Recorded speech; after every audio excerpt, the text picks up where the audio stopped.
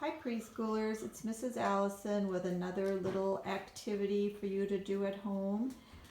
I have a big piece of white paper, it's called butcher paper, and I tore off a big piece. If you don't have this at home, any paper that you have at home would work, or cut open a paper bag, something like that, that is okay with mom and dad.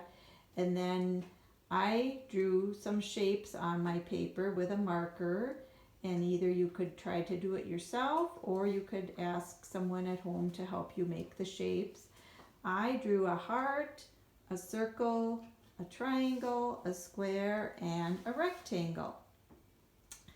Then I looked for different things around my house that I could put around my shape. So on my heart, I used some little Unifix blocks that I had at home, and I put blocks all around my heart. So I traced my heart with blocks.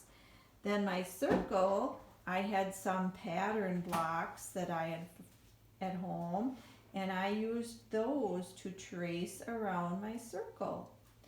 And then on my triangle, I decided to use some cereal. So if it's okay with mom or dad, you could ask them if you could maybe use some Cheerios at home, or maybe you have some Goldfish crackers and you could try to trace it with some crackers.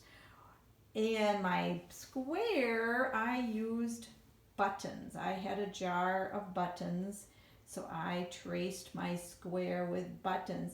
And my rectangle, I haven't done my rectangle yet. Maybe you can help me think of something that I can use on my rectangle. I couldn't think of something different, so my rectangle is not done yet. But that is just a fun little activity you could do at home. And if you wanted to try it with letters of the alphabet, or you could write numbers on your paper and trace numbers. And maybe this is even something when it gets warmer you could do out on your sidewalk with chalk, and maybe if you have some gravel or rocks around your house or sticks, you could find things outside, maybe leaves to trace. So those are just some things to practice our shapes and using our fine motor skills that you can do at home.